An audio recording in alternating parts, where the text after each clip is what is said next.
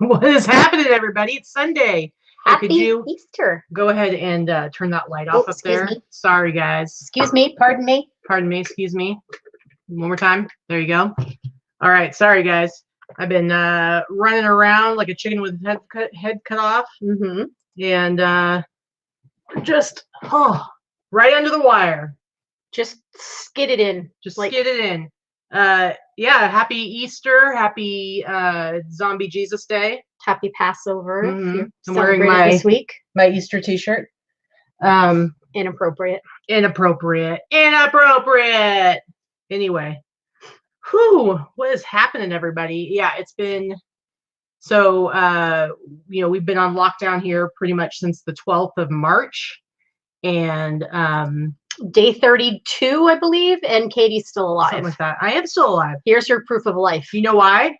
Because I'm the one that goes and gets the groceries. So she doesn't want to have to go to the store. That's true. Yeah, so we've been trying to not go to the store more than once a week tops, but pushing it to 10 days. So we hadn't been to the store. I hadn't been to the store in 10 days. And so we were getting down to the last of our foods. Unless you want to eat soup. Yeah. Soup or mac and cheese. That was pretty much what we're down to. We're not quite there yet, guys. Which I have that for lunch. I had some creamy, cheesy broccoli soup for my lunch the other day, so it's fine. Mm-hmm. But anyway, I needed to go to the grocery store, so I went at it was a little after 10 when I left. Yeah. Went to Winco.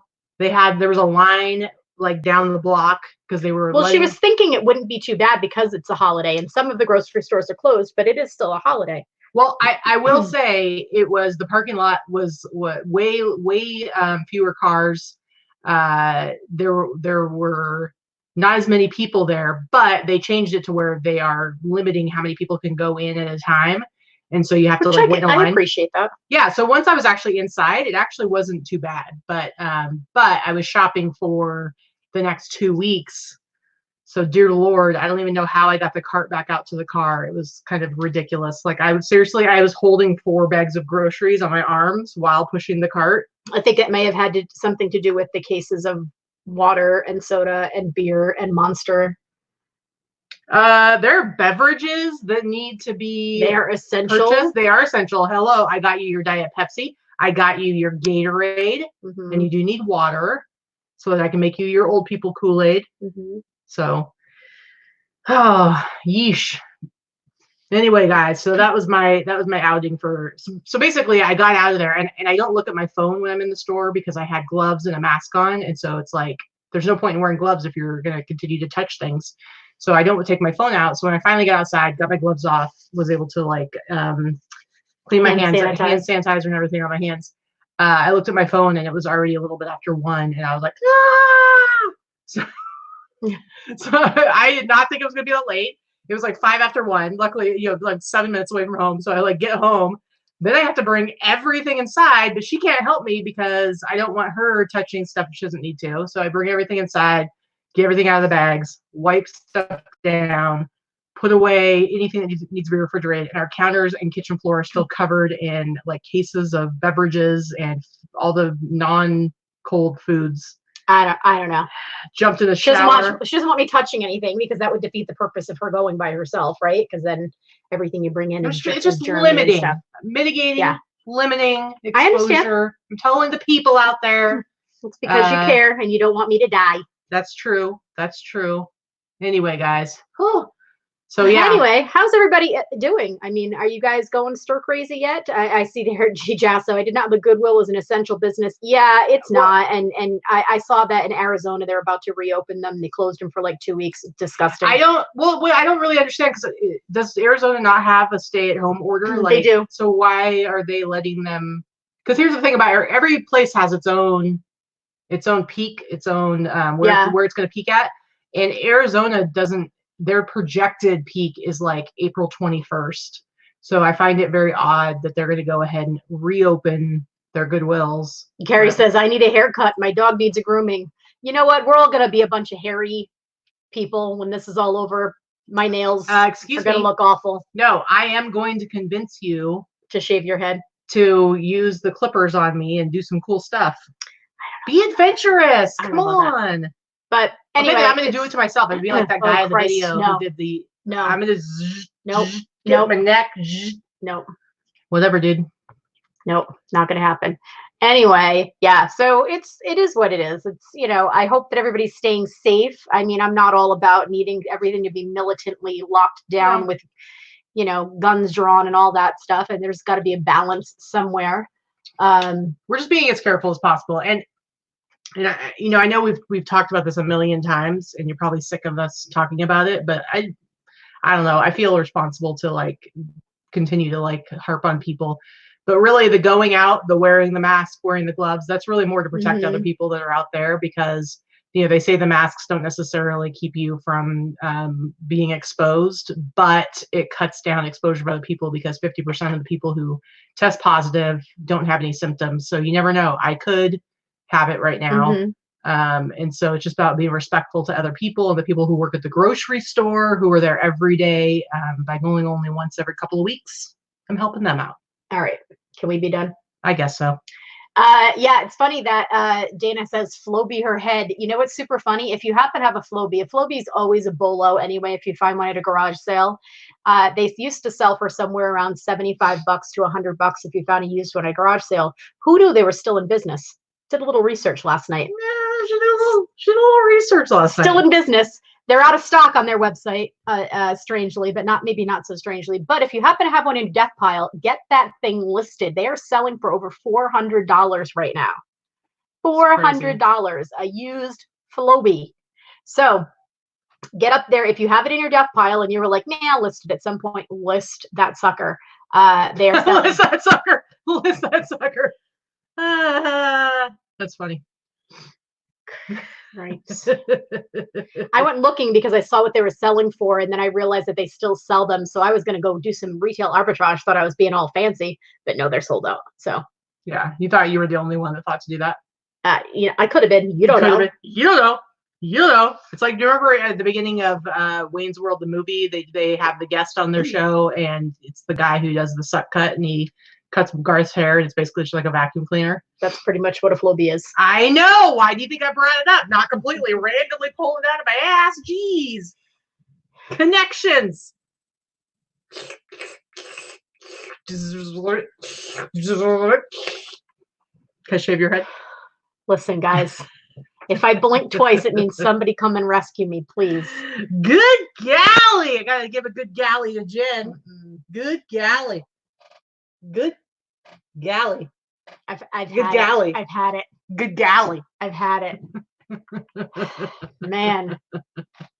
Yeah, see, Allison, go get your creative with yourself. She's like, I'm gonna make a razor attachment for vacuums. Seriously. Goodness. Anyway, so we actually have a haul this week. We got have our numbers to break down. So our Sunday live haul, we break it into 3 parts. The first is going over our real numbers for the last week, or as close as we can get, to kind of show you how our businesses are going. And the second part is we look at the highlights of the things that we sold over the last week. Apparently you forgot that we did have a haul this week, because you gave me like 500 things to share. I'm bored. Yeah. I think a lot of these guys are bored too. If you happen to be home with your family and celebrating Easter and you haven't killed each other yet, you know, great. Catch us on a repeat. But if you're home and you're bored and you're looking for a distraction, then we're here to provide that, because we also need you as a distraction. Because I'm about to kill her. What? You're so rude. Anyway, and then the third part, which we have not done the last 2 weeks, the last 2 shows, the third part is the haul part, where we show the stuff that we've acquired over the last week. And you had done a bunch of, you put the call out saying that you needed stuff to buy. I did. And you've already received a good couple hundred items, right? Yeah, I purchased well over 300 items in the last 10 days from various resellers. I put out the call saying, you know, I'm willing to shop your death pile. You know, I wasn't asking anybody to donate anything or send anything for me for free. Believe me, I want to pay a fair amount.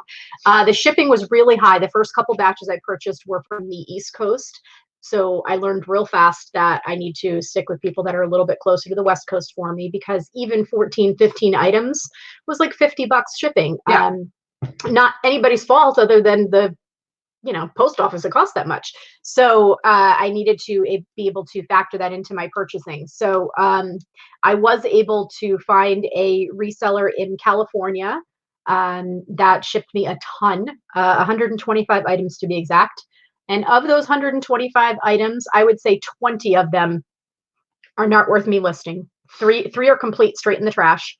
And 20 of them I'm going to donate, just not donate. I'm going to give to somebody else because they're worth $20 or less, which is still not terrible. They're not throwaway items, but they're like long tail, inexpensive.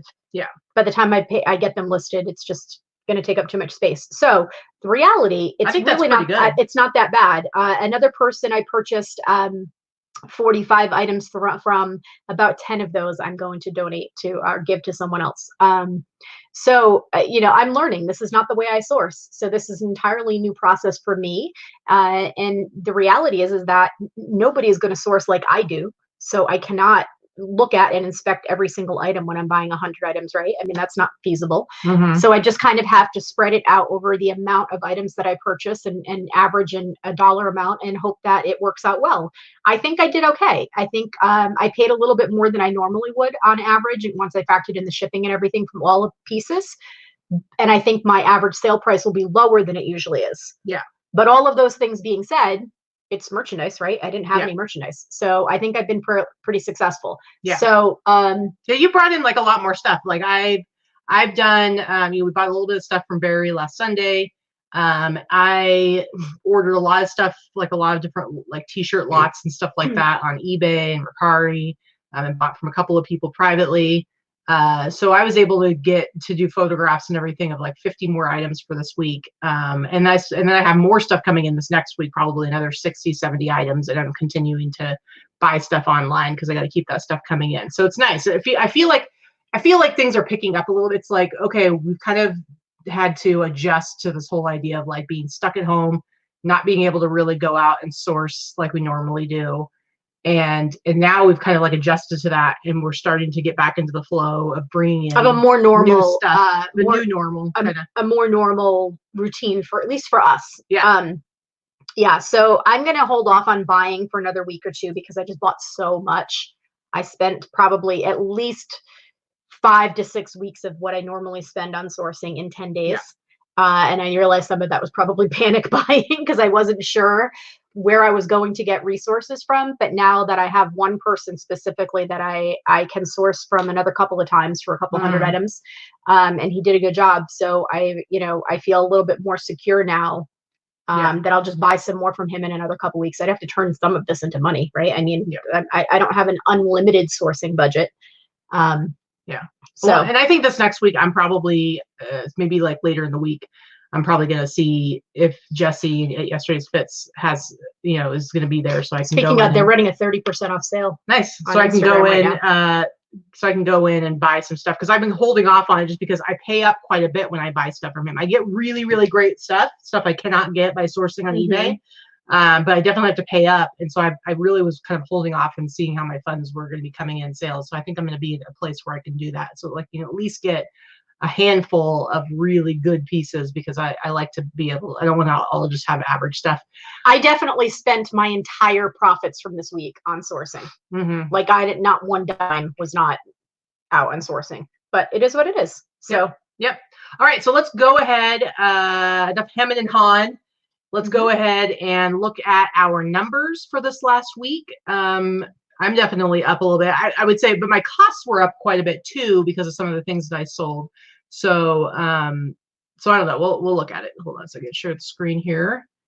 Here we go. All right. So, so I had 18 orders outgoing for eBay. I had 15 between Etsy and Grailed. Grailed did really well for me this week. Etsy was 6 items, I believe, 9 items for Grailed. So Grailed was super active for me this week. So a total of 33 the bros items. Are sitting at home shopping. Apparently so. So eBay by gross sales, $1,271.85. So not fantastic. There once upon a time I could count on getting more like 2,000 a week from eBay, but it is what it is. Between Etsy and Grailed, $880.44. So my total gross, $2,152.29. So I finally was able to break it back over $2,000 for the week. My shipping, $184.55. My promotion fees between eBay and Etsy, $78.02. And you can see the breakdown of my fees there. And my total cost, $494.43. My cost of goods, roughly about $350. So my cost of goods was up from last week. So my total net sales, $1,307.86. So it's like I did probably, I don't remember exactly what my numbers were, but because of my costs, I only netted maybe a couple $100 more than I did the week before, maybe a little over 100. So not a crazy increase.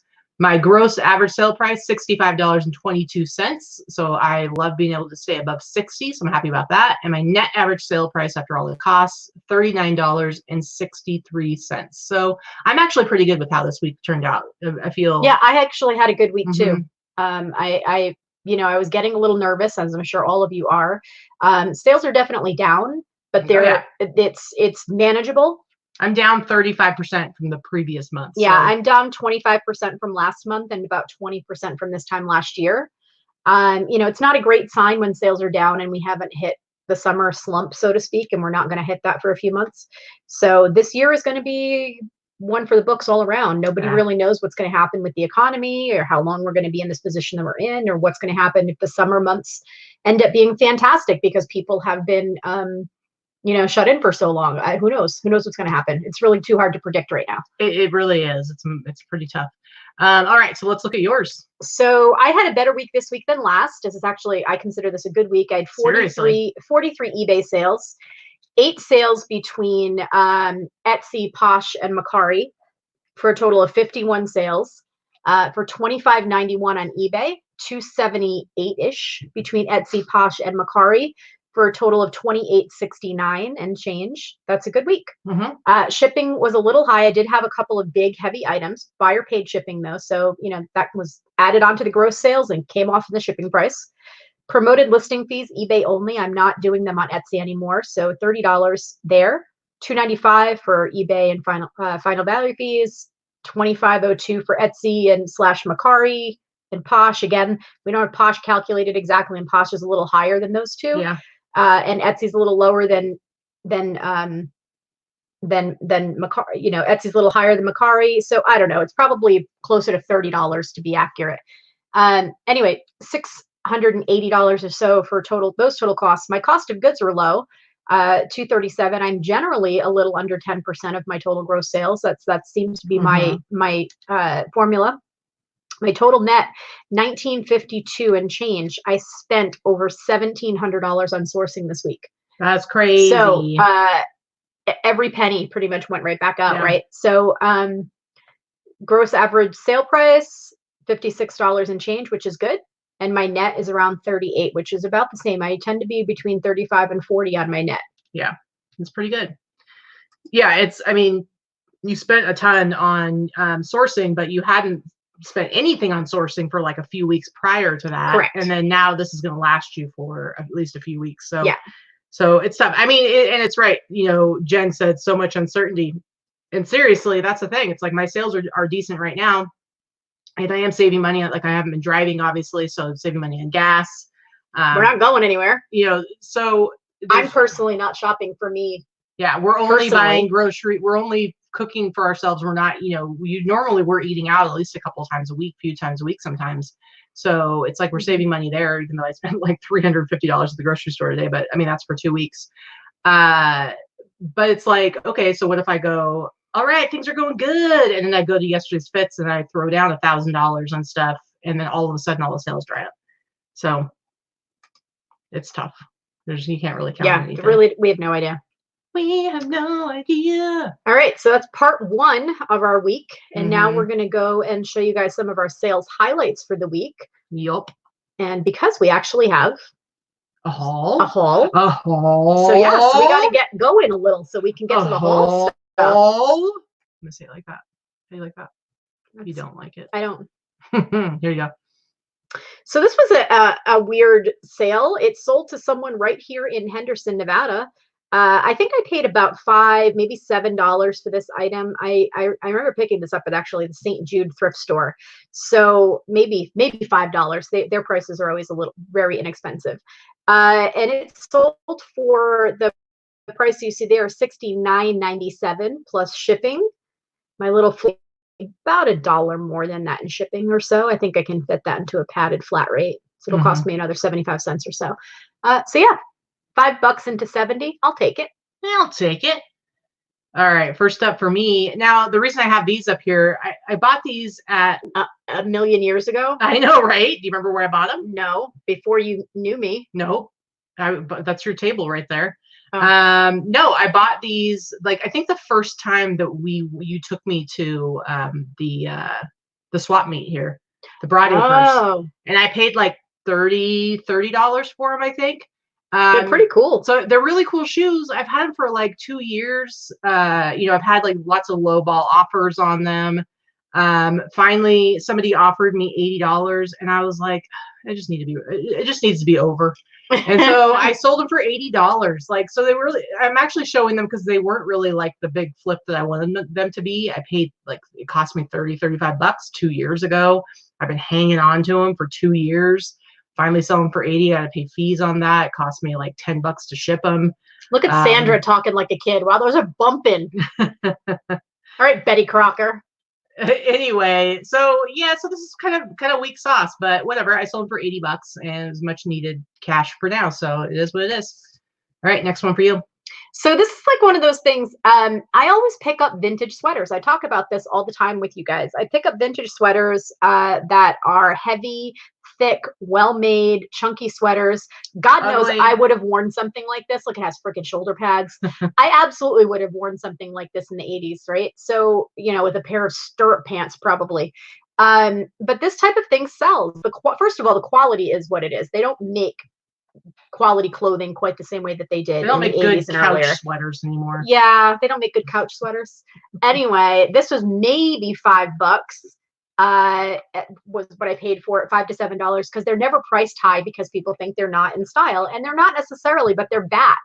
So this sold for $69.97. Maybe $5. Ugly old lady sweater, doesn't matter. They sell.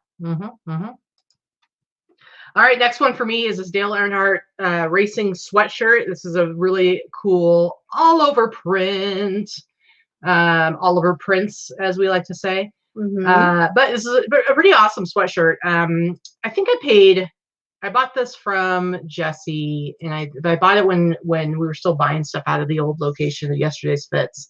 So I believe I paid like $25 for it.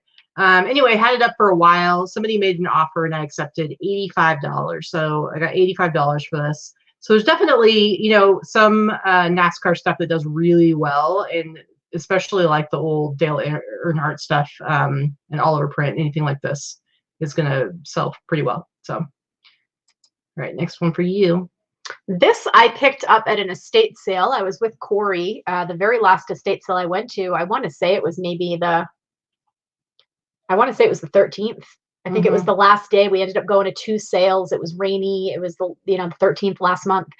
It was the last time we went out. We went to like 2 sales and a thrift store. I think I paid $7 for this. I bought 2 pieces, Chrysler Crossfire. And it's made, if you look at some of this pictures, the wheels are made to look like car wheels. They're kind of cool. That is cool. Anyway, it was just a cool thing. Anyway, I paid, like I said, $7. I bought 2 pieces for $15, so $7.50. It sold for $90.97 plus shipping. It is going to Arizona, so it'll probably cost me around $20 to ship. So definitely nice. All right. I like luggage. I know Kara's like, who the F is buying luggage right now? I don't know. Some people are like getting ready for trips and stuff like that, and so whatever. They're like, get me out. Yeah, they're making their plans. All right, so next up is this sweet Batman Returns t-shirt. Again, all over print t-shirt. Oh, I like this one. Yeah, I think this is a really cool t-shirt. I've had this one for a couple months. But I just really, I like Batman. I like the old Tim Burton Batman. I mean, I like the newer ones too, the Christopher Nolan Batman. So either way, but this is a cool t-shirt. I accepted an offer for $87. So definitely, I wanted to get at least 100 for it. But again, just trying to keep them sales a rolling. So I accepted an offer for $87, and they got themselves a really awesome t-shirt. So. Nice. Dana said she bought the suitcase to put Johnny in. Shh, you're giving it away. Anyway, this shirt was the subject of one of our sourcing videos a few months ago. They didn't have a price on it at Savers. They wouldn't sell it to me. I had to go back in when they opened, get them to put a price on it, or Katy did. Mm-hmm. And I think I paid $12 for it. And I took an offer because it's been sitting here for a while, and because I'm trying to drum up some sales. So I did take an offer for it for $85. I think that was more than reasonable. Could I have held out and gotten more? Maybe so. Yeah. But I'm okay with that. Yeah. It's a cool shirt. It was a cool shirt. All right. Next one. Oh, I love this one. I love this shirt. Bringing back the all over prints. You know what? So there's a few things going on that I like about this shirt. I like that it's got the all over print. I really think it's a cool design. And I also like that the any Yosemite t-shirts I pick up, any like national park stuff like that really does well. And it's got wolves, man. So it's got the woofs. It's got the woofs. It's got a really cool design that's front and back. It just looks really cool. These are like one of my favorite types of shirts to pick up. Is these nature ones that have an all over print on them and look like this. So love me some all over prints. Yes, this one sold for the full sale price you see there, $97.99. What'd you pay for it? I mean, I think I paid like $20 for it. I'm pretty sure I bought this from Jesse. So but yeah, $97.99. Just it's a cool shirt. It took I probably could have sold this a lot faster, but I think I've only had it up for maybe a month. So I got $100 for it. Which I think is a pretty awesome price. So I was happy, and somebody's going to get a sweet, sweet all over print Wolfie Yosemite t-shirt. There you go. So I think I showed this in a haul. I'm not entirely sure if I did. Okay. So I paid about $2 for this at Savers. This is, I always buy the Puffalump stuffed animals from Fisher Price. They always sell. They do not always sell for this. They're usually around $30 or so. But this guy happens to be a very popular one. I did not know that when I bought it. I bought it thinking it was going to be $2 into $30, like most of them. But this particular one sells anywhere from $90 up to $120. And I priced it, it was listed for about a week and a half. It sold for the price that you see there, $90.97. I paid $2. I paid $2. He was dirty. He had a little schmutz on him. I threw him in the washing machine. Yep. Air dried it, like brand new. Brand new. And yes, I realized that the photo is blown out, but that was to show some of the detail because he has a very, very subtle polka dot print on him. And I did note that in the title. It was just very difficult to pick up, and I noted that in the description. Yeah. It was like a tone on tone print. It was pretty hard to capture. For sure. All right, next up is the sweet Tony the Tiger Lopez champ. It's a boxing t-shirt, and this thing is like so faded. You can see how I say in my condition description, worn and faded, paper thin, soft to vintage material. So there's definitely a lot of fading on it that I disclosed. I've had this for maybe a couple of months. I got this one from, I remember this from your haul. Yeah, I got this from Jesse as well, from yesterday's Spets. So it hasn't been up for too long, and I've had a number of offers and stuff like that. But this one, I got an offer for $169, and I said, heck yeah. Yep. So $169. This is actually going, this is one of those ones where they do the forwarding. This was probably going international because the guy, he paid for it, and then he had his little note thing asking me to write the eBay item number on the package. And so generally that means it's going to go to California, and then it's going to head on overseas somewhere. But I've said this before, and I just wanted to say it again to remind you guys, when I have t-shirts like this that sell for a high price, I still ship them first class, but I will buy my label through Pirate Ship. Their first class prices are the same as eBay's prices when it comes to first class. And then I add insurance, and because it was going to California, it still only cost me like $4 and something cents to have it insured for $169 in a first class package. Yeah, and normally you don't have insurance on first class. So when you're shipping something expensive, you don't need to pay the priority yet to get insurance. Because I used to think like, oh, I could just throw this in a padded flat rate, but that would have cost me an extra $3, and it only would have been insured up to $100. So just a little tip for anybody selling really expensive t-shirts. Or small items in general. Or whatever, yeah.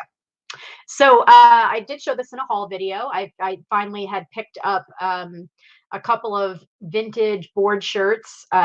These were on my Grail. I had never found these before, and I found them all at once. This was my last time that I went out sourcing. I found this, and I got a bunch of them. And this sold for the price that you see there. I think I paid $10 a piece for them. They weren't priced very high. And it was like, I think they were like $10.99 or $12.99, and then I had 20% off. So I paid around $10 for it. It sold for $104.97. This was the best one that I had. I think I had 4 or 5 great shirts from this haul. This was the best one because it was a 2XL. Yeah, it's a really nice one. It's mint, color, mint condition, black watch plaid. So yeah, that sold really. I mean, I was pleased with that price. Yeah. Tommy in Seattle, first class does not come with insurance. So if you put something in a first class package and it disappears, you're out of luck. It has no insurance. No insurance. And priority, it's just 100, so you have to buy extra. But pirate ship, it's very inexpensive. Well, it's 100 if you're a top-rated seller, or if you purchase your shipping through pirate ship. Yeah. Otherwise, it comes with a standard $50. Oh, Allison's never heard of Hamilton. Can you explain it to her? Yeah, no. Shut up, Allison. All right, next one. Let's go on over to Etsy for me. Now, this t-shirt. Is that a lizard? It's a frog. So you have some mountain frog. Oh, mountain frog. Anyway, I wasn't looking at the titles. I just looked at the picture. Anyway, this is one of the t-shirts I got in the big buy I did from Barry just before everything. We went on lockdown, and I bought like 40, 50 t-shirts from him, and this was one of them. And I love it because it's, you know, it's all worn out. It's worn and everything, but it's just a cool shirt. I like the graphic on it. And so this wasn't listed for very long, but it did go into my sale for April. But I think I only had it listed for like a few days and it sold. But let's look at what it sold for. It says $47.99, but it was on sale, so $43.19. I paid about an average of a little under $10 an item for all the stuff that I bought from Barry. So let's say I paid $10 for this, and it sold pretty quickly for $43.19. Not bad. You know, I like anything that's like mountain biking, cycling, stuff like that. Those kinds of t-shirts, I think they're cool. And this particular one is awesome. Look at those sweet shorts he's wearing right there. He's pretty cool, man. That's weird. You're weird. Next. So this one was one that I hauled, I don't know, maybe 3 months ago or so.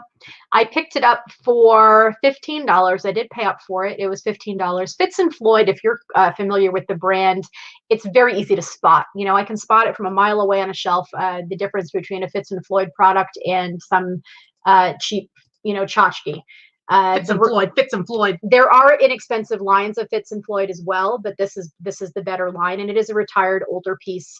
And they're not quite as mass produced, so they're harder to find, and collectors like anything else, collectors like this genre. So I paid about $15 for it. I did take an offer on this for $85, and buyer paid shipping. It ended up costing me, I think I charged a flat $19.95 shipping, and it cost me about $26 because the size of the package to package it properly. The other thing about Fitz and Floyd is that it is super fragile. Like I have had more smashed Fitz and Floyd things than anything else I've ever sent. I don't know what it is about how they're created, but I swear I quadruple bubble wrapped this and then put it in tight packing peanuts, and it probably still will end up showing up broken. Who knows? But anyway, yeah, I thought that was a pretty good price. Yeah, 15 into 85 plus shipping. Not too shabby. All right, next one for me is this awesome. Oh, I love this one. Phantasmic sweatshirt that I got. I got this, I think I got it like maybe the last time that I actually was able to go in and shop at yesterday's Fits. So I think I paid like 20 for 15 or this. 20, not 15, but 20, 25 maybe. Anyway, this is just a really cool Disney. Isn't this like a Disneyland ride or something, or it's a show at MGM. Yeah. Okay. So Disney MGM. World, not Disneyland. Gotcha. Anyway, it's just a really cool, kind of like the Fantasia, I don't know if they do the show anymore, but it was a show that I from the 90s. I saw 90s. it one of the times that I was there. Yeah, just a really cool sweatshirt. So I sold this on Etsy, and let's see what I sold it for. Whoops. Yeah, I did that right. So it sold for, it was 10% off, so it actually sold for $89.99. So Woo-hoo. I probably paid like 20, 25 bucks for it, and it sold for $89.99. And I did not have it all that long. Maybe it's been listed for a month tops, which I find most of the stuff that I've been getting from yesterday's fits, usually it sells a lot faster than some of my other stuff. So it doesn't stick around for long. So really that's telling you it's good stuff. Mm-hmm. Yep, absolutely. All right, next one for you. So yeah, so this is a robe.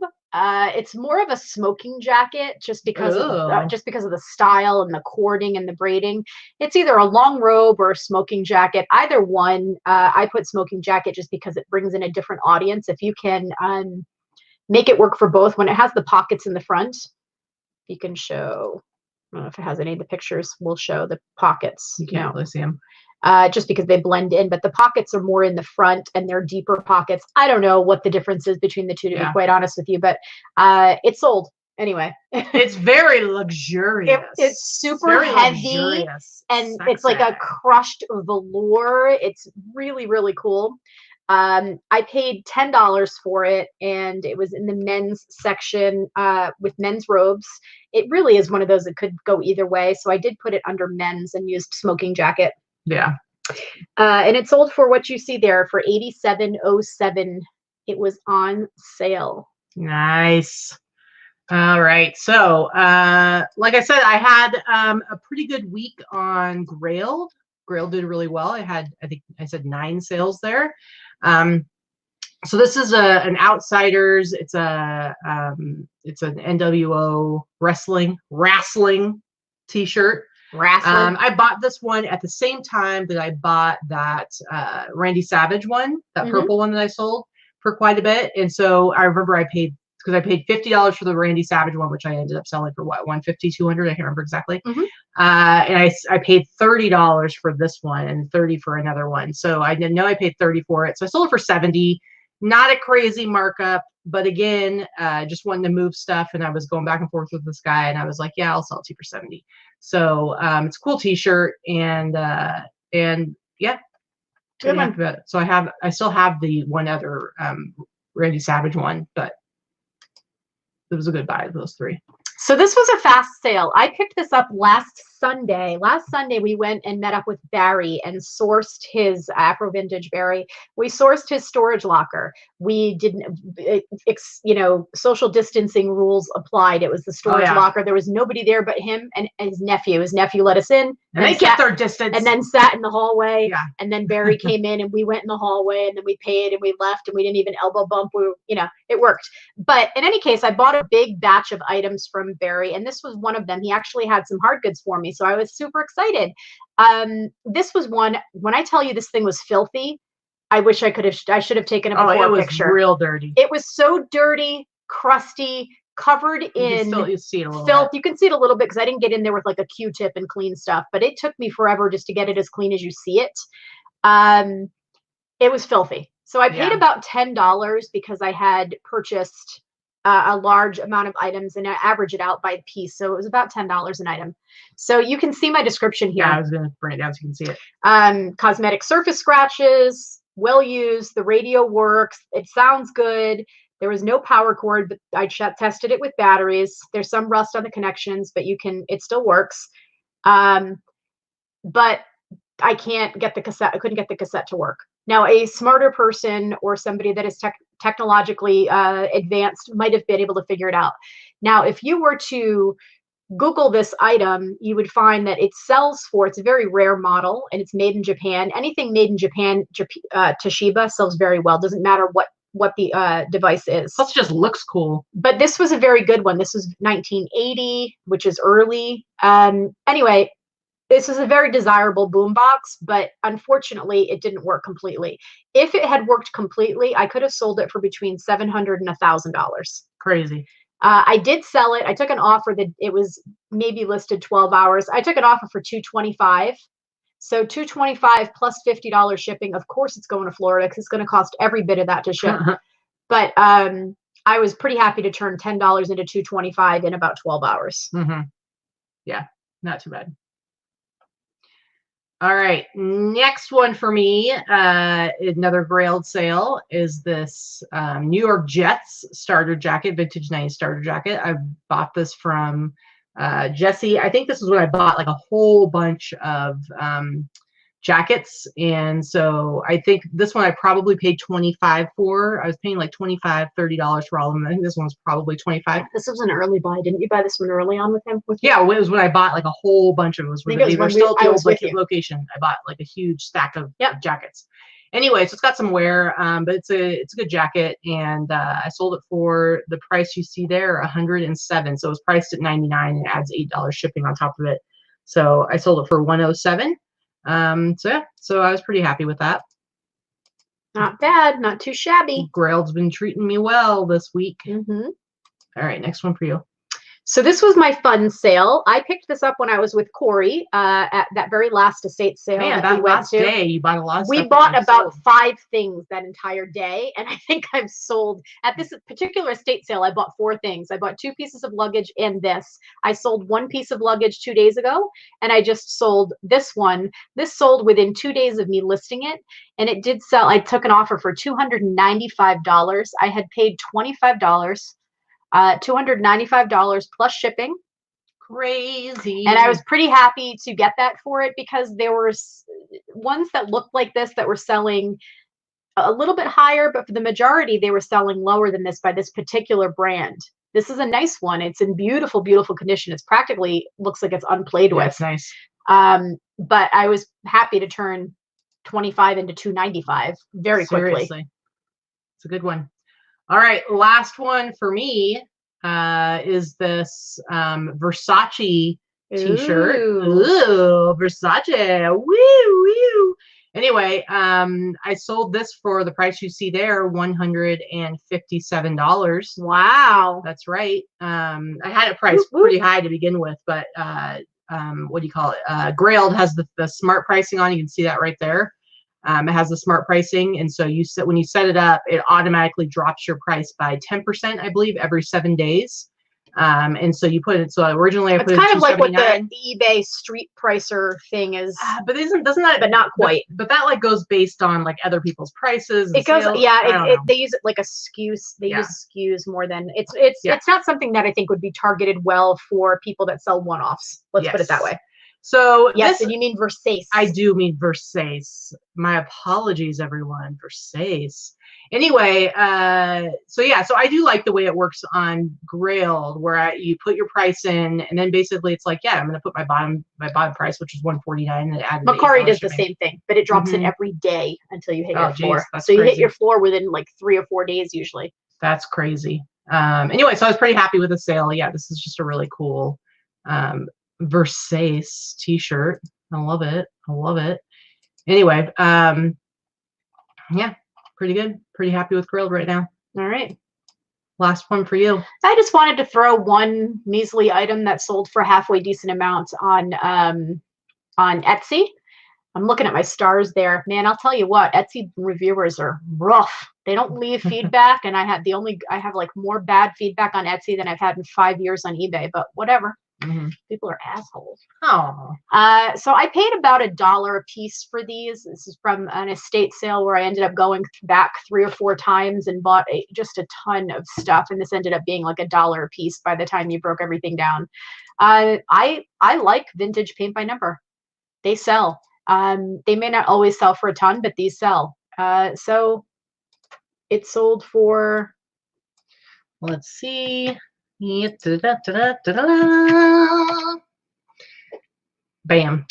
$59.95. I do have free shipping. So what I do is I take 2 of my eBay boxes and usually place them on top of each other flat and then stick it in a poly mailer. And this will be between 1 and 2 pounds that way. Nice. I don't use priority boxes because that would be misuse of priority boxes. But the eBay boxes that are my shipping supplies, I absolutely use them flat like that. Quit misusing those eBay or those priority supplies. Anyway, so real quick, Kara was asking about eBay street pricers. So we don't really know there are responses in there. Okay, well, I can still respond. We don't really know the full deal with it, but it's like right now it's a pilot program that they've invited some people to take part in, and it's like they say like they adjust your pricing based on what other people are selling it for, but I don't know. Personally, I don't know exactly how it works, but if it has anything to do with like the suggested pricing they try to give you when you're listing your items, no thanks. That's what I say. No thanks. Nope. Anyway, but you can look it up and see. I think it would work well for somebody that has multiple items of the same thing. It's a SKU based item, a SKU based commodity that is, all over the place. If you're selling, this bottle of bleach tablets and this is the SKU on it, and they're called bleach balls. And you and everybody else is selling the same thing. And if you're using it to, you were selling it at $9.99, but now the actual price is somewhere around $5. I guess it makes sense for that. Yeah. Just not my thing. Hey, look, Chicken Not So Little just popped into the chat. I think she forgot to switch over to her normal YouTube account. So that's pretty funny. So Lori wants to know how you can tell if a painting is a paint by numbers. So the first thing I would tell you to do is just do a little Google research on paint by number paintings, vintage paint by numbers, and just take a look at them. Once you've looked at a bazillion of them, trust me, you are going to know the difference. They just have a certain look about them. I don't know how else to describe it other than that, but definitely just take some time. I mean, what else are you going to do right now, right?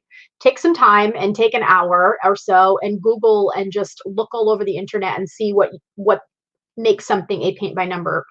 It has to do with the style and the way that the colors are. They're almost always done on cardboard because it was a kit that somebody got with some acrylic paints in it. It's not anything, it's not on stretched canvas or anything like that. So that's part of it. Okay. Sometimes you can see the numbers through the paint. Yep, Jen's correct if it's a light enough color. And sometimes you can see it on the back if it's on cardboard and it's not framed. Yeah, Sandra says that they have a certain look. She can spot one from across the store. Yeah, I don't know how else to describe it other than they do have a specific look. So it's like a Pendleton shirt. It's like once you got a feel for Pendleton or Fitz and Floyd, as I mentioned earlier.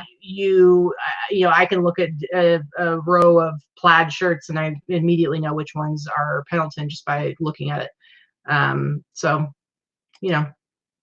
Anyway, so Chris says search PBN. A lot of people use PBN. Yeah. I usually put both in the title. Yeah. Ireann, yay! She's never here and alive anymore. Social distance hugs. She gives some fantastic hugs. Those are the lamest hugs. Social distance. Yeah. Adrian's she's a master hugger. So we like her hugs. All right. So that is it for our sales highlights for the week. Yay! You want to look at some haul stuff? I mean, yeah. Listen, guys. It's not a top of the line haul, but it's something. Obviously, I always do clothing. Vikki actually did this week. She actually does have some hard goods. Next week, it's not going to be so good. Yeah. It's all going to be clothing. But you've got some hard goods for this week. So do you want to start? Yeah, sure. So one of the things I want to show, and Dana's in the chat, so bite your tongue, Dana. You're not getting it for your birthday. I already bought your birthday gifts. Okay, so tough. Yeah, here. Oops, you're not getting it. I picked this up from Barry. Barry's nephew said, "Oh, I think my uncle thinks that's a tapestry or a wall hanging or something that was a poster for the movie." I'm like, "No, it's a bedspread, dudes. That's what happens when you're dudes." That's what happens when you're dudes. This is a fantastic Saturday Night Fever, Staying Alive bedspread. It's a twin size bedspread.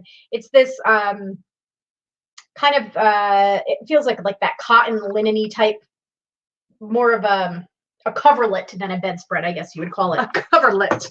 But anyway, it's got some condition issues. I washed it. It has some staining on it, but there's none anywhere. And I'm pretty excited. I haven't listed it yet, but I think I will get at least $200 for it. Ridiculous. Absolutely. But yeah, it's ridiculous. it's pretty cool. That's probably my favorite thing I've purchased in a really long time. Mhm. And I paid $10 for it. Nice. So the other things that I picked up again from Barry, and Barry came through for me this time. He knows I like hard goods, but he doesn't always have them, and he doesn't have that many of them usually. But this one he came through because it's totally not his thing, right? So I got some vintage toys. This one is this really cool 1980. It's called a Tronic 3D. It's a 3D video game system where you like press the buttons while you're looking through the thing. It is in mint condition. It works perfectly. This sells for about $75 or so. It's really cool. It works. I was like, oh, that's like old school, like Tron. And this is another type of vintage handheld arcade game. Also works. The box was in crap condition, but this works in beautiful condition. This is in perfect condition. This is another one about $75 to $100. It's got a scratch on the plastic right there, but it works great. You dirty rotten. Yeah. Another really cool 1980s board game. This is in like perfect condition. It's complete. I don't even think it was played with because some of the pieces were not punched out of the cardboard. The box is in not great shape, but the game itself was in great condition. This is not as popular, but this one would probably sell for about $35 or so. It's not heavy, although it's big. Very cool. Yeah, I'm loving all this vintage stuff. It made me really happy. I am definitely going to go higher than 200 on that coverlet. I just don't know that it will sell. I won't take less than 200. So that's what I'm going to say about that. I wish it wasn't stained. I did try to clean it. It just another vintage 1980s original board game. Pizza Power, Teenage Mutant Ninja Turtles. This is complete as well. This sells for about $30 to $40 complete. And make sure when you find vintage items, especially vintage toys, you sell internationally. Yeah. Because this stuff is not available in other countries, and that's who wants it. Yep. This one is not vintage, but it's 2008, and it's still sealed. So it's kind of an early Harry Potter clue game. They don't make this one anymore. And this one, when it's sealed, sells for between $40 and $50. So all of these things, I bought a huge lot from Barry. And like I said, they average around $10 an item that I paid, maybe a little bit less on some. But I'm just going by average based on the number because I paid a lump amount for all the stuff. $1 million. Well, Dana, I will take that out in slave trade for the rest of your life. Okay, that's it. That's all I have for hard goods. So Allison says that she would have put black shoe polish on the viewer thing in the hopes that you would have put it up to your eyes. That would have been pretty funny. Yeah. Missed opportunity, Allison. Real missed opportunity. I apologize. So Sandra says, I had the Saturday Night Fever soundtrack album when I was a kid. I don't know why my mom let me watch that movie. Here's the thing. It's a funny story. I had only ever seen this movie on TV, right? Because when it came out, I was too young to be going to a movie. I was born in 75. I think it came out in 79? I wasn't going to the movies at 4.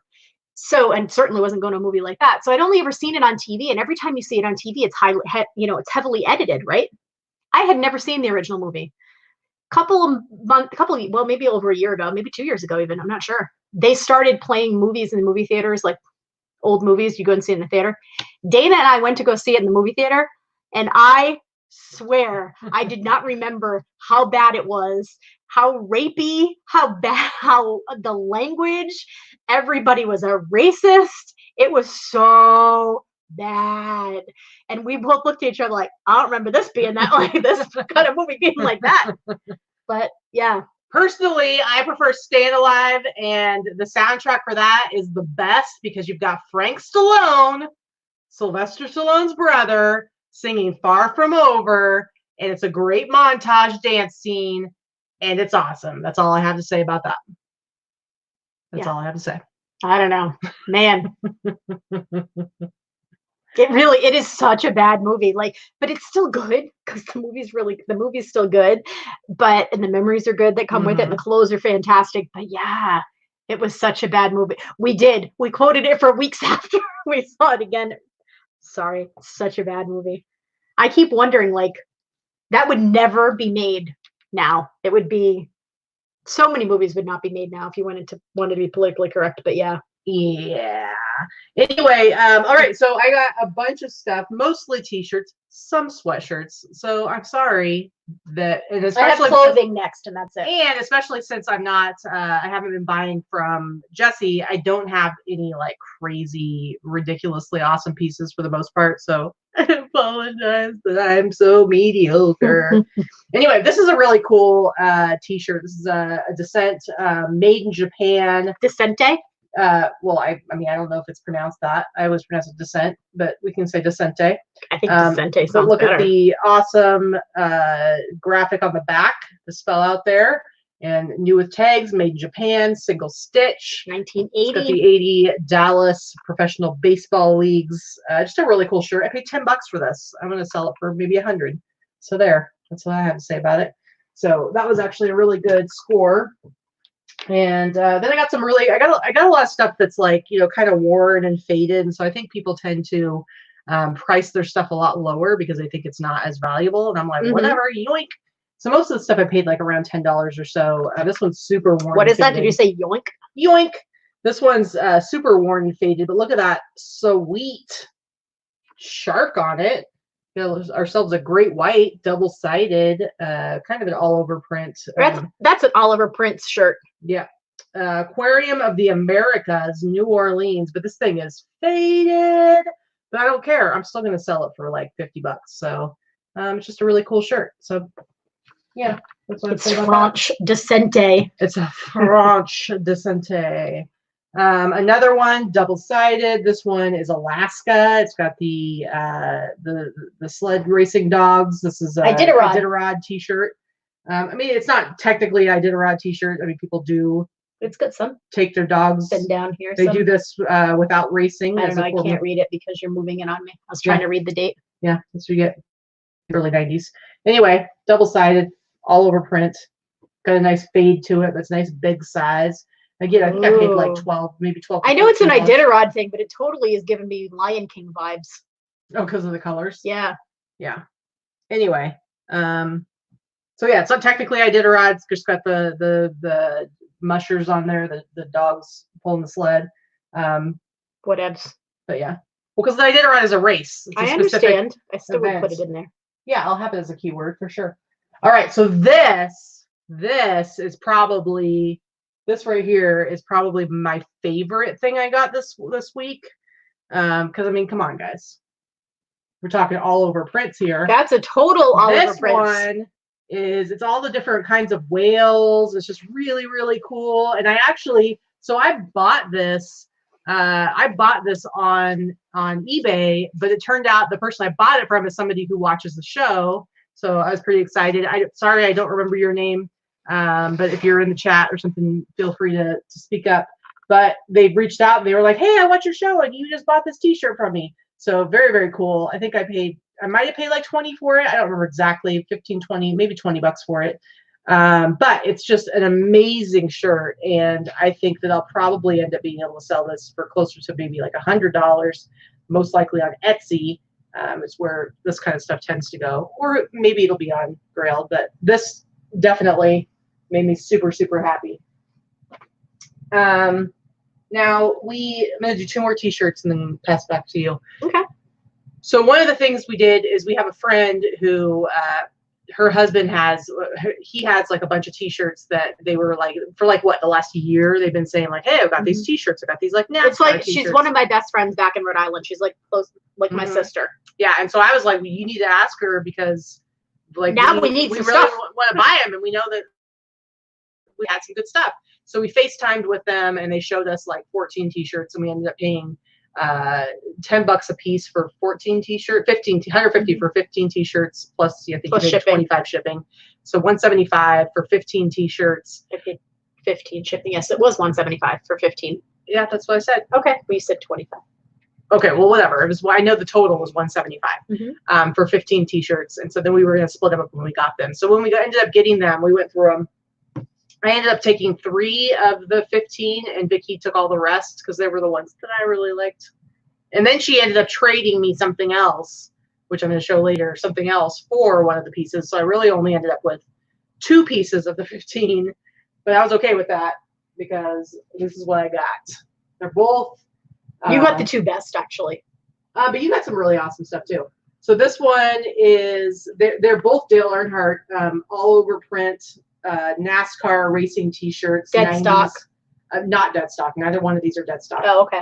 Some of them were. Yes, you got the dead stock one. This is not dead stock. But anyway, just a really heavy, just ridiculous t-shirt, but awesome. So I think I'll definitely be able to sell this for $75 to $100. Now, here's the thing. Not all NASCAR items are worth selling. Not all NASCAR t-shirts have value. To be honest with you, it doesn't matter a whole heck of a lot who the racer is. It's the style. It's the big, bright, all over print. Yes, Jeff Gordon does great. Dale Earnhardt, Dale Earnhardt Jr. Sr. especially, I sell his shirts really well. So, yeah. Yeah. But those are the ones that do the best, but they're also the racers that were the most popular in the 90s when you have those bright, all over prints. Yeah. So that's part of it. This is really, really cool. And then this is the other one. Hey, Melissa in chat. Melissa from Vasquez Vintage. I love happy birthday, Abby, by the way. It was Abby's birthday the other day. I did see that on the Instagram. This is a really cool one. It's got his face on it and everything. Just a really awesome, like heavy, all over print NASCAR t-shirt. So it's fantastic. So these are the 2 that I got. And then there was a third one, which I don't know if you have it to show. She'll show you, but she was like, hey, I'll trade you this other piece, which I'm going to show you after she goes again. And so I traded for that. But hey, Lindsay's Posh Loft just busted out a $4.99 super chat. I want to shut off GSP and switch over to international shipping. Any suggestions on how to figure out rates or videos where you talk about such? Good video. Yeah, I have a video. If you look down below, it actually shows me setting up. I think there's some international shipping. There's a specific international shipping video. It's listed in the description, and I think you have a section under our videos for shipping where it's designated. There's one specific international shipping video that should get you started in the right direction, and that shows you how to set it up. But when it comes to international, I'll just say really, really quick, just do, as long as you have all of your accurate weights in your listings, we're talking about using eBay, which you are since you're saying GSP. If all of your listings have accurate weights in them, you just want to do calculated shipping, and then they're going to be charged the right amount for calculated shipping. But yeah, look at our stuff down below. Well, you show her how to set up the business policies in that video. The video is pretty old, but it still pertains. Yeah. All right, so go ahead. So first I want to show, I did buy, like I said, I bought a lot of stuff from some fellow resellers. And one of the things that I bought was from Robin, who I think is still in the chat, Robin and Joe of the Beautiful Eyes. But it was very topical, I thought. So this is the most fantastic Carol Baskin. Effing Carol Baskin. Carol Baskin. 2-piece. Look at these pants. These are the pants. Tiger King. They're great. Yeah, these. I was almost gonna wear this if my fat butt would have fit in these to show you, but I think it's a small. Anyway, it's pretty fantastic. So I think I paid about $10 for it. But I don't know what I'm gonna list it for, but I'm thinking about 75 or so. I would have listed it as at that anyway. But I think if I put some keywords, not in the title, but in the description or in things like that, you know, Tiger King, stuff like that. Tiger King's not a copywritten thing, so I could probably use that in the title. Things like that. It's a lot of stuff that's going to bring a lot of... Technically, it would be... here's what I would do. So technically, that would be keyword spamming for eBay. I would probably hide it in item specifics. Yeah, I'm definitely going to put it in item specifics. But you just got to know that there's always a chance that potentially they're going to... They might crack down on it at some point. Not eBay. Tiger King themselves would have to for it to be considered keyword spamming.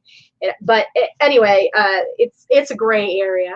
I can definitely use it on the title on all other platforms because nobody else cares about that kind of stuff.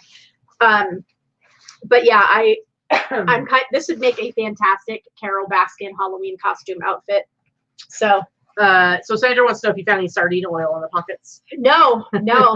It did have a few spots, but I was able to clean them up and wash it. I'm trying to flatten out it has some great shoulder pads. One of the shoulder pads is a little shuckwad now from the dryer. So I'm trying to fix that. That's what I was doing. Do some fluffing. Do some fluffing.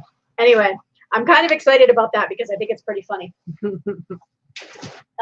So this is one of the shirts that we got from my friend. This one is dead stock. I can tell by how crisp and tight it feels, but just a vintage NASCAR Winston Cup series. This is from 2003, so not quite vintage. I would probably stretch it on Etsy as a vintage, just because it's that same style that from the 90s that everyone's looking for. It is a double-sided, if not all over print, it's darn close to an all over print. Not sure exactly what I'll charge for it. I haven't really done any. 50. Yeah, probably about 50. This is one that's just 2001 Intimidator, Dale Earnhardt. They're smelling a little musty because they've been put away in something. I don't know what. It's probably another $50 shirt. The ones that I really like are these, though. These are not dead stock. These are used. But the Looney Tunes NASCAR from the 90s, I love these. Yeah, see, my friend Joe loves Looney Tunes and Wile E. Coyote, and a lot of these are Wile E. Coyote. Love this one. That's the thing. Like, I only got 3 of the shirts from that lot of stuff because I basically was like, I really want these 3 all over print NASCAR t-shirts, and you can have all the rest, which included at least one all over print one. I think the one maybe you have in your hand, and all of the Looney Tunes ones, which there are several of them. There are several. Really I'm only showing a couple. Yeah, and yeah, really cool. Mind you, this did come from my sister pretty much, so I was nice enough to share with Katy at all. I paid for them. I did. I know. Anyway, so the other one we shared the price. Yeah. Oh, that's the one that I originally Vintage Fiend. You've sold that Looney Tunes one before. Yeah, I think that's a $75 shirt. There's a couple of good ones in there. Hey, gorgeous. So thank you. She actually picked a pair of my shoes for a Posh host pick today. Ooh. I don't really know exactly what that means. You all know I don't know crap about Posh, but I've had a couple host picks before. I've been on there for about 6 weeks. I haven't sold any of them yet, but maybe today will be the difference. So this is the 3rd t-shirt I had picked of that lot, but then I ended up trading it for something I'll show in a little bit. So this is a really cool Coca-Cola Dale Earnhardt and Earnhardt Jr. Dead stock. All over print. Do with tags. All over prints. 1998. Say all over prints. Yeah. 1998 with tags. This is a really cool shirt. Yeah. So I'm thinking about 100 on that shirt. I haven't even done any comps. I'm just pulling numbers out of my ass right now. Yep. Picked this one out from Barry. So again, I paid around $10. This is one that Katy would have liked. She didn't see it. I saw it first. Yeah. So Wisconsin Badgers, Rose Bowl, 1994, probably a $60 to $75 sweatshirt. Covered in stains. It was covered in stains. And who saved it for you? The bleach balls. The bleach balls. Let me tell you. So, were you impressed at how it works with gray sweatshirts? Hello? Yeah, I was super impressed for sure. Gray sweatshirts, guys. That sweatshirt got bleached to all heck and back, and it took out the stains, and it did not at all fade the gray. So just so you know, you can do that. All right. I'll do one more, and then I have another little stack that I can show later. This was another one I picked up from Barry. This is dead stock. I think it's 1999 or 2000, but it's a dead stock with tags, polo sweatshirt in a deep purple.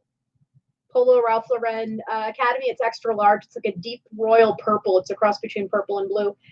It's really nice. Yeah. It's a nice one. The big spell out on the front. Again, around the $10 price is what I paid. I think I can get about $70, $75 for it. Your turn. All right.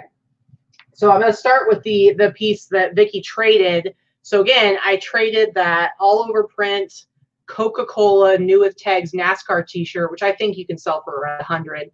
But I traded her for a sweatshirt she had gotten from Barry, which out of all the stuff, you know, I don't do hard goods, so I didn't really care about the boombox, even though I thought it was cool. But out of all the stuff that either one of us got, this one piece I thought was the coolest. I was super jealous. And so when she offered to trade it, I was like, yeah. And honestly, I think that she'll probably be able to get more for that Coca-Cola I think t-shirt. I can get more for it, but you really, you guys know me. really liked this piece. You guys know me. I don't care. I had to have it. This one, it's a vintage 80s sweatshirt. I'm just like Haley's Comet, a once-in-a-lifetime experience. So it's just a goofy 80s sweatshirt. But come on, Haley's Comet, like I was an 80s kid. So I remember like, it's 1983. I remember like all the talk at the time about Haley's Comet, how Haley's Comet was coming. We were going to be able to see Haley's Comet, blah, blah, blah. And it was just like a really big deal in the early 80s. And you know me, I like anything space related. I think I did a whole, I sweater shaved this, and I think it came out looking really nice. It's actually really nice. It's stained gold, it's got fading. But I mean, come on. This, to me, it's as exciting. I'm going to try to sell it for 100. We traded. Corey asked if I got some chocolate for it. Now we traded some products. So here's the thing. So my friend that I purchased the NASCAR stuff from, our friend, but my friend first, you know, my family. I could have kept it all, but I wanted to share with Katy, and there was some stuff that I knew that she would like more than I would like. So we shared some stuff. And I will say, when we were in person with them and we were talking about it, she kept saying, do you guys want to buy this stuff? Do you guys want to buy this stuff? So I'm just saying, yeah, you could have kept it for yourself, and you would have been an asshole. And we are now living under the decree, #don't be a dick. Oh, okay. All right. But I will say, you know, you paid $175 for everything plus shipping. I paid for $60 of that, and I only got 3 items. So I actually paid more for the pieces that I kept. So there, it's true. But anyway, they kept some good ones. I love this sweatshirt. This sweatshirt makes me happy. So I was pretty excited about that. Yeah, we should be using that #don't be a dick. #don't be a dick. Yeah, well, that's kind of like our sign off now on the show. Anyway, so, and then I got a few sweatshirts from Barry. This is a really nice, I like this bright red on red Ohio Buckeyes. That's really weird, red on red. You don't see that very often. It's just this really, it's a really nice, vibrant color. Vintage 90s. I've never seen this particular tag before, but it's vintage 90s, made in the U.S., Midland Sport. Just a really nice college sweatshirt. And then I've got Chicken Not So Little. I don't know if she's still in the chat, but her absolute favorite football team, I'm going to say, Denver Broncos. Again, this is another one that's just got like the graphics on it are just really nice. I like the colors and everything. This is a Nutmeg Mills. I've talked about this before. Nutmeg Mills and Lee Sport, both brands from Kmart. But it doesn't really matter, because if you find like a really, it says don't do it. Denver Broncos, just a really cool, really nice sweatshirt. Now this one I love because, you know, I've got my things that I love. I love space stuff. I love any kind of like animal all over print stuff. Yes, I like anything skiing related, or like snowmobiling or whatnot that makes me happy. This one is a vintage Ski Beach, B-E-E-C-H, Ski Beach, North Carolina. This is a skiing sweatshirt. And what's ridiculous about this is it actually has a full-on, you know, you see like those ones where they got kind of like the mock turtleneck. This is like full-on turtleneck going on here, guys. It's pretty awesome. This is a pretty sweet ski sweatshirt. So, you know, you love it. It doesn't have like a super exciting like skiing graphic on it or anything, but I still like it. It still makes me happy. It's more 90s than, did you say it was 90s? Yeah, I said probably like 90s. Yeah, because it's that burgundy and hunter green. Yeah. So 90s. Yeah. So let me do a couple more things here. This one right here, this is one I got from Barry. Best little warehouse pub in Boca. This is Boca Raton. I did read that very quickly, thinking that was not what it said. Yeah, because it looks like the best little whorehouse that Dolly Parton. That same, that same font. So anyway, so I wanted to point out one of the reasons why I wanted to show this. I mean, it's a cool T-shirt. It's a cool '80s T-shirt. It's got the '80s Hanes tag. Now I've talked about. I don't know why I can't do this. There we go. I've talked about my bleach balls right here. Now, speaking of the bleach tablets, I use bleach for anything that I have that's white or anything that's gray, because the gray does not bleach and it doesn't hurt the graphic. But the other thing I use it on is if I have something that's like kind of a lighter color, like a light blue, or like this is a light green, and it's got staining, I'll just be like, F it, and I'll throw it in with the whites and bleach it. So this is one that I used the bleach on. It did lighten it up a little bit, but it was still a pretty light green color, and it doesn't have any stains now, and it looks fantastic. So you just kind of, you can play around with it, and there's no reason why you can't toss in if it's something that's if you've got something blue, that you're not going to sell anyway, beige. go for it. Yeah, and it doesn't, you can't even tell that it was bleached because it was already kind of a lighter color like that. That's like a super pale, like a mint green. Yeah, which is not showing up on the camera, by the way. No, it looks white on the camera. It looks white. But anyway, and then the last one I'll show you before I go back to Vikki is another all over print. This is just an Arizona map one. It's pretty faded, but I think it's cool. Did you see Allison created a new Insta account, Oliver_P Rinse, which I think is great. You couldn't get Oliver Prince PRINTZ. Because if you could get Oliver Prince PRINTZ, I would hashtag the crap out of that every time. Oliver P. Rinse. I like that. I like that. I'd be using Oliver Prince. That's good. Anyway, this is a pretty cool shirt, like roadmap T-shirt of Arizona. So it's worn and faded, but I like it. Anyway, I think I got that one on Mercari or something like that. I think you did. Why don't you go ahead? All right, so this came in one of my big buys from the week. This was a super cool vintage Esprit Sport shirt that has all kinds of like I don't know, like touristy landmarks. Like there's Vegas and Idaho and Mount Rushmore, and remember the Alamo and tacos, and it's weird. It's all weird type of shirt, but I love this.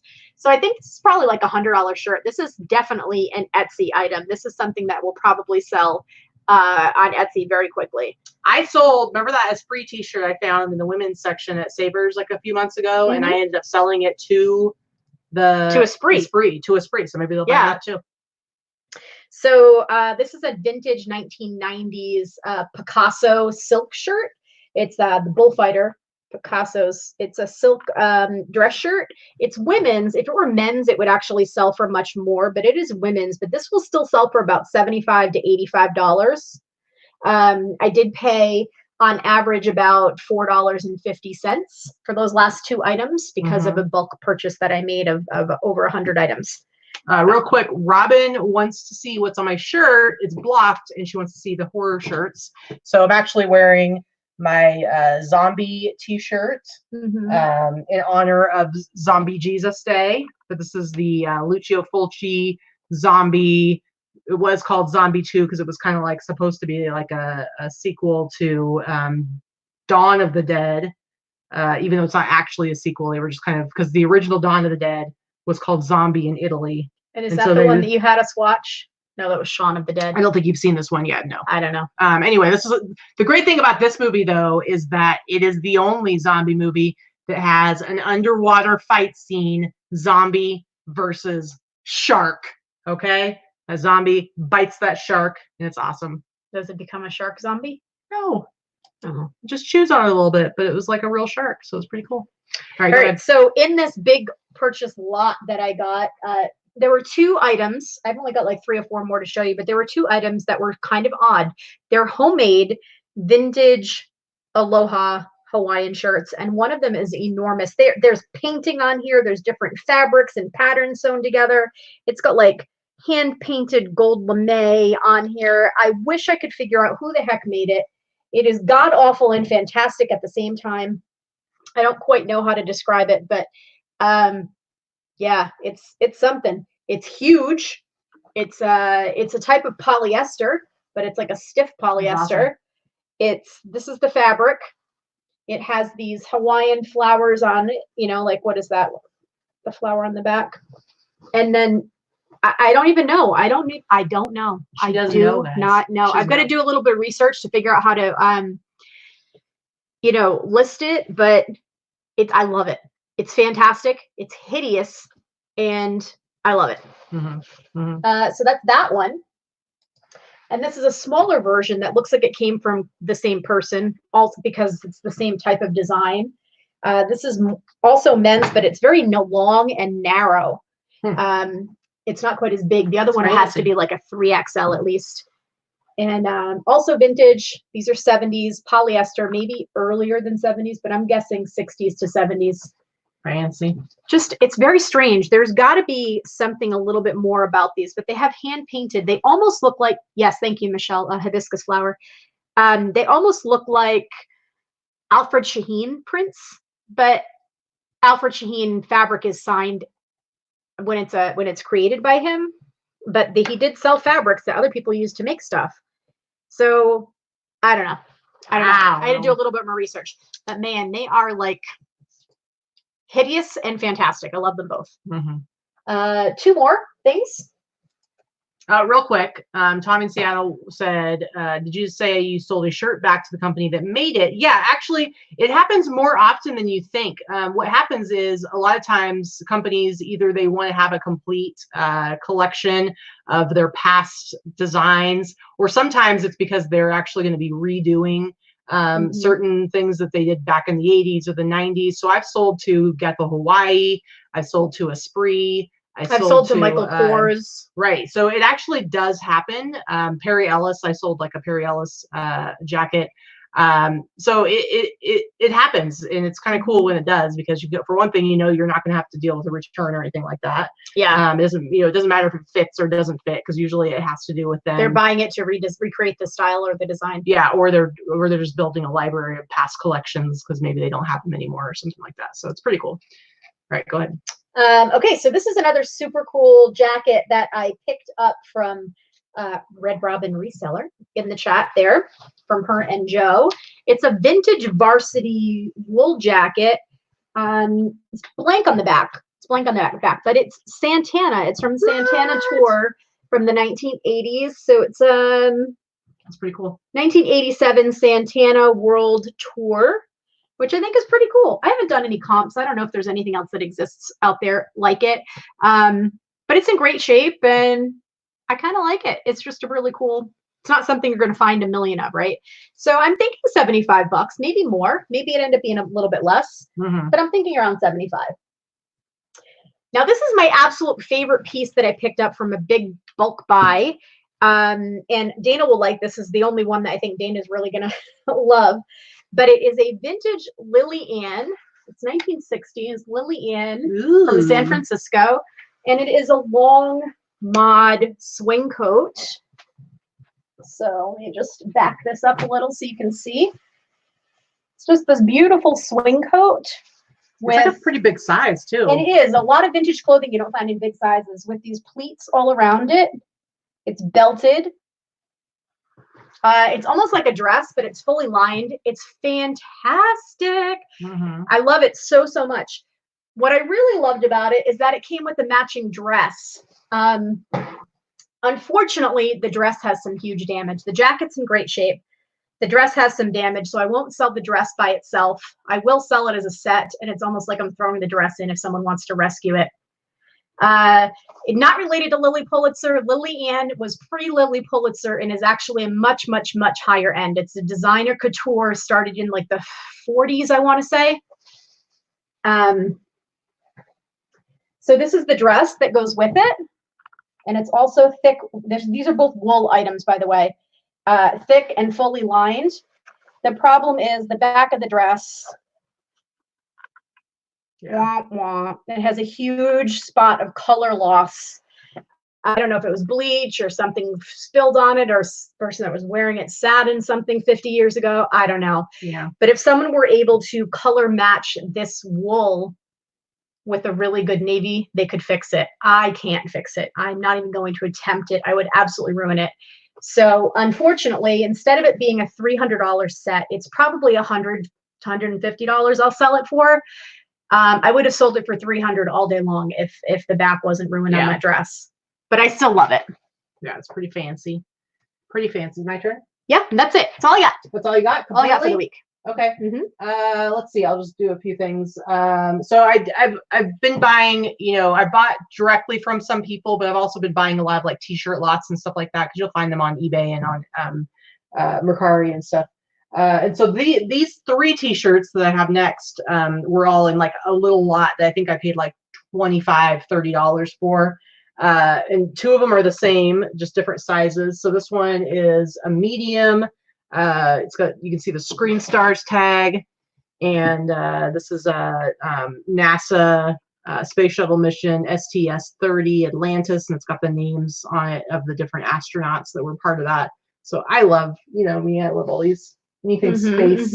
NASA. Hey, Courtney and Bolo Buddies is in here. Hey, everybody. Good to see you. And so that was a medium, and then this one's an extra large, and they're just in fantastic shape. And then also I got this one. This is a smaller one. It's a little mini. It's a medium, but it's pretty slim. Atlantis Kennedy Space Center, Florida. You see again on the back. Just really, I love the graphics on these. But all of these I should be able to sell easily for anywhere from $50 to $70. I'll probably price them at $69.99, but then I price them for $99.99 on eBay. They go on sale for $69.99, but ultimately I take $55 for them. That's kind of how I do it. So with these crazy made up prices in our heads that we all do. Maybe not all of us. Katie and I both do it in a little different. Yeah. I have my set amounts that I'm okay with. Anyway, and then I got this one. This is just like a one-off purchase that I got.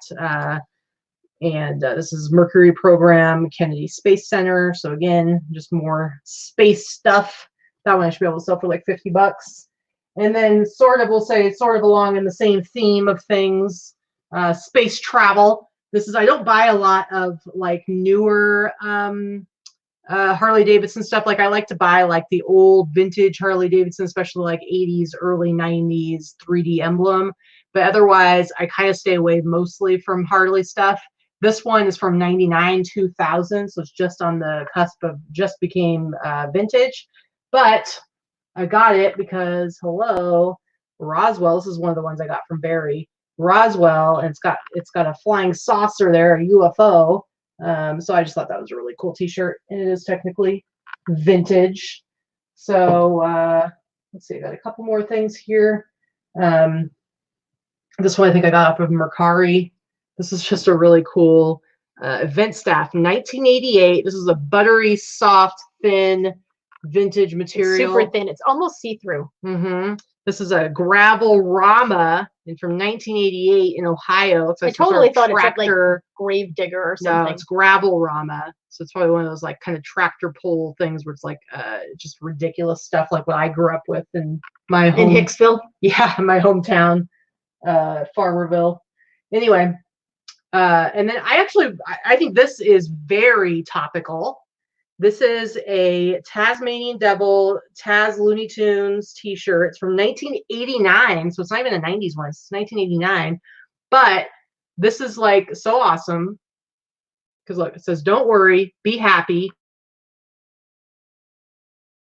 Remote he's got there. He's watching his TV. He's got his chips, his popcorn. He's got a stereo system. This is like a total like quarantine t-shirt. Quarantine right here. And chill. Yeah, Quarantine and Chill t-shirt. I actually think this is an awesome t-shirt from 1989. Just a really cool vintage Looney Tunes one. I think I paid like $15 for this. Most of the time when I get like single t-shirts on eBay or Mercari, I usually pay like around $15 for them, unless there's something really, really cool, like an Oliver Prince t-shirt. But yeah, I think actually that's pretty much it. 1989, that's when Rebecca was born. Yeah.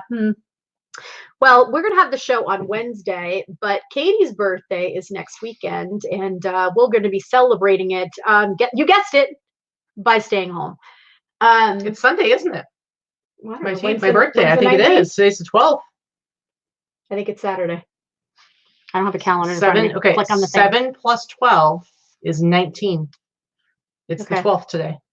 So well, then I guess we get to celebrate your birthday with all of our friends. Apparently, guys, next week it'll be my birthday show. Honestly, I don't care. I want to stay home anyway, so you're right. It is your birthday. Yeah. So my birthday. And the day after that is Dana's birthday. Yeah. Well, who cares about that? My birthday. I'm just gonna. I'm gonna stay home. I'm gonna watch some movies. I'm gonna eat some food. So pretty much what we do every single day. You may or may not have some presents coming this week. Oh, that's exciting. I like presents. Maybe. I like presents. Can we talk about how you were going to buy me this really cool T-shirt from Raleigh Roots, but then they already sold it, and then you showed it to me to like make me cry? No, I just wanted to show it to you to let you know that I saw the T-shirt. I just happened to see it too late. Someone had already purchased it. It was an ET T-shirt that they were selling for $30, which is like nothing. It's a vintage ET T-shirt, and it just said "Be good." It was a white T-shirt with a red ringer and red print on it. It was pretty cool. But I don't watch Ryan and Allie very often, and I just happen to see stuff on Instagram. I haven't seen their show in probably a few months. But I guess they're doing a lot of reseller boxes, and they're doing a ton of reseller boxes with vintage clothing, and they're selling a lot of vintage T-shirts. They did a bunch of buys, but they're also selling. Yeah. And so I happened to be looking on Instagram, and I was flipping through their photos of things that they were selling, and I saw that yesterday, and I messaged Ryan. I'm like, hello, I need this for Katy. He's like, I just sold it. Damn. I know. So sad. So he's definitely keeping his eyes out now, because I told him what I want for you. But yeah, I was enjoying. They did a show. Oh, sorry, Dana. Day before your Saturday. Yeah. She's Sunday. Sorry. They did an unboxing this last week. He bought like a box of I think they spent like $6,700 on a box of T-shirts, but they paid like an average of like $70 per T-shirt. But I think it was all stuff that they were hoping to sell for anywhere from 100 to 150 to 200 or plus. Some of them were, I mean, they were all grails. Everyone was, yeah, I didn't look at every one, but I saw a lot of them because they did the unboxing. Fantastic stuff. But the thing is, it's like if you have, and part of it, is just that Ryan really loves like vintage T-shirts, the kinds of stuff that I like to sell too. So for him, I think it's more of a fun thing. And it's like if you have the capital to lay down and buy it's only 100 T-shirts. I think it ended up being like 90 some T-shirts. He's going to make some money on it. He's not going to make a ton of money. He's going to make a few thousand. But I think it's more really probably for him. It's probably more about like the love of those types of T-shirts and the love of the flip, the love of the stuff that he really likes. Yeah, because it's just really fun. So anyway, so that's about it. So I guess we got to wrap things up, and I got to go put away the rest of our ridiculous amount of groceries. And then I'm going to do a little bit of work. And I think at 7 we're doing like a virtual happy hour with some of No, we canceled. Oh, apparently we didn't cancel. They canceled. Okay, so apparently we're not doing a virtual happy hour. So basically I'm going to work a little bit. So I'm going to work any work done. So I want to get some listing done. And then I guess I'm not doing a virtual happy hour with anybody. So whatever, I'll do it by myself, sit in the corner. I've got to go throw some dinner in the crock pot. Ooh, what are you gonna make for dinner? I think it was called the cowboy stew something or other. Yeah, that's the same, guys. Brenda Pendleton had posted a recipe the other day, and you get sick of making the same stuff, right? Don't we all? That's why we go out a lot. And I don't like to cook. I can cook. I don't like to cook. We've had this discussion. So she posted a recipe for this thing. It's almost like a chili. It's like a dense chili. So I'm going to throw all the ingredients into the crock pot and see what happens there. Well, it's like, how you have like your go-to things that you cook when you cook at home. The problem right now is that we are cooking at home every single day. And so we were just kind of like getting sick of like the same kind of stuff that we usually make. So this time we got ingredients. So you're doing the cowboy chili, which sounds really good. And I have the mix for cornbread. So we're going to have that. I found a recipe for a crock pot recipe for Thai peanut chicken. And so it's like it's like soy sauce and peanut butter. Like you put like creamy peanut butter and soy sauce with the chicken and some other stuff, and put it in the crock pot for like 4 or 5 hours, and you have it with rice. And that I'm pretty excited about. So I think we've got some new things we're going to try out this week. So Sandra says she's playing Cards Against Humanity with family at 7. Nice. Are you doing the virtual Cards Against Humanity? I'm assuming. We did a virtual game night with some friends last night. We played Pictionary. Yeah, it was like was it Doodles or what's the Scribbles? Was it Scribble? I think Scribbles. It was a virtual. We were on Zoom and we did Pictionary that way. So that wasn't too bad. I think we would do that again. The only problem was that there was no way to change the levels, and it started out with like elementary school level Pictionary. It started getting better, but anyway, We played it was kind of 3 fun. rounds, and who won? We did. Every freaking round. We were pretty good. We won 3 out of 3. Yeah. Yeah. We're pretty The last unstoppable. one was a close one. Lou almost got us on that one, but luckily we pulled through. So anyway, all right, so we're gonna wrap things up. I'm gonna go finish putting away all the groceries. You're gonna get some food started, and then we are gonna do some listing and whatnot, and then we're gonna be we are close to 10,000, Courtney. We grow fairly slow as a channel, so I expect that we'll hit 10,000 in the next few months, whatever, 3 months or so, based on our average growth. Maybe sooner would be great, but about 300, yeah. All right, guys, so we're gonna leave now, and since we have our new shiny new signing off hashtag, we basically just say, enjoy the rest of your weekend, enjoy your Easter, enjoy your family, enjoy whether it's a virtual or you get to have them in your house with you. But bottom line, hashtag don't be a dick. Bye.